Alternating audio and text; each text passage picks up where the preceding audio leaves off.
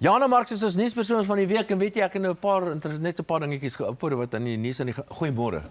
Goeiemôre Dawie. Wat in die nuus in die gang is wat die finansiële goederes aanbetref. En gewoonlik as ons oor die politiek gesels dan is dit maar meestal 'n droewerige gesprek, jy weet, maar ek dink vanoggend is half op 'n manier, dis half droewerig op 'n manier. Maar dit is eintlik baie goeie nuus. En ons het 'n nuwe held in die land. Wat sy naam is Karl Sander. Dis 'n polisieman. Ek meen die hele land staan bankvas agter hom. Vertel vir ons. Absoluut. So ek dink nie enigiemand het dit reg verwag nie. Karl Sander, adjutant-offisier Karl Sander, het gaan getuig vir die Madlanga kommissie hierdie week. En hy het maar gepraat oor dwelms wat weggeraak het uit die valke se stoor en hy het eintlik maar aangevoer dat daar, jy weet, dat die mense wat die diefstal gepleeg het, waarskynlik bekend is in die polisie en dalk ook bande het met die polisie. Maar wat Suid-Afrikaners se harte toe nou aangegryp het, is hoe hy begin vertel van intimidasie en eintlik maar boeliegedrag in die werkplek. In hierdie spesifieke voorval is hy sommer as 'n verdagte, jy weet, gehanteer en hy moes 'n leenverklikkertoets aflê en hy het sy leenverklikkertoets nie uit dit gedruip. So uiteraard word dan hierdie hele skade. Hy was gesien as iemand wat moontlik skuldig kon wees. Ja, as die skade weer wat oor hom hang, hy is wat ons oneerlik gewees en hy vertel sy eie koffiemasjien in die kantoor wat so half sy veilige hawe was, dat die ding ook gesteel is en hy sommer daarvoor ook onderwerp aan 'n leenverklikkertoets.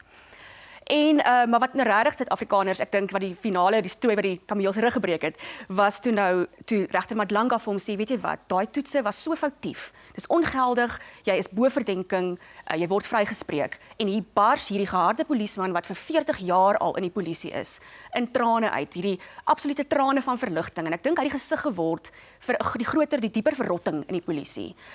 Wat nie net gaan oor polisie wat misdaad pleeg nie, maar polisie wat aktief werk om die ouens, die regte goeie ouens, die ouens wat vir 40 jaar werk en nie bevorder word nie.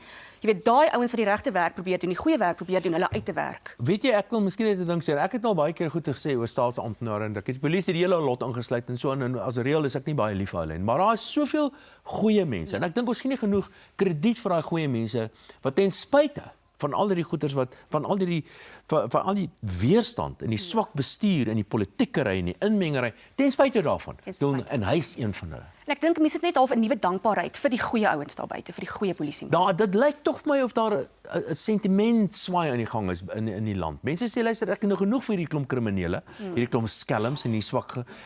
Daar is goeie mense, ons gaan agter hulle staan. Absoluut. En nou ek verstaan, daar's hierdie help a buddy tipe van ding vir Ja.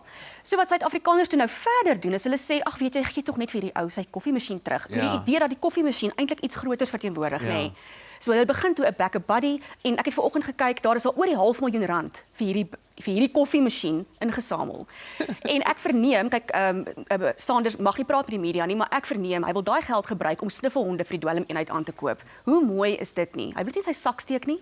Hy wil iets doen wat nog steeds vir die polisie wat hom so benadeel goed doen. Nog 'n stukkie een of twee net vinnig, ons tyd is eintlik verby. Die Nolani staatskaping, dit gaan weer 'n keer, dit gaan nou voort, nie waar nie? Ja, ons is baie dankbaar daaroor want hierdie saak, die Nolani saak gaan spesifiek oor die geld wat betaal is, amper 25 miljoen aan Nolani Investments wat die haalbaarheidsstudie moes doen vir hierdie vrede suiwelplaas, die omstrede suiwelplaas projek in die Vrystaat. En die saak is in 2023 uit die hof gegooi, bloot om die staat nie genoeg bewyse gehad het nie, daar was 'n klomp dinge, maar hy is nou weer op die hofrol. September gaan hy saak voort, 'n staatskapingssaak, ons is almal baie dankbaar. En die laaste een, die minister van korrektiewe dienste, minister Groenewald, hy het gesê geen parool vir die Griekwastad moord nie. Inderdaad, so dit is die Griekwastad moordenaar wat 15 jaar oud was, ons mag nie meer sy naam in die media noem nie, maar hy 15 jaar gewees toe die hele gesin uitgewis is en hy het aanvanklik parool gekry, die paroolraad het sy parool toegestaan en toe kom minister Groenewald en sê, die gemeenskap is nog nie gelukkig hiermee nie. Mense hou nie daarvan nie. Jy kan nie nou al gaan. Dankie dat jy by ons raai kom maak. Sien julle, daar's goeie nuus in Suid-Afrika en goeie staatsamptenare wat te hard werk en te min betaal word. Maar vir die res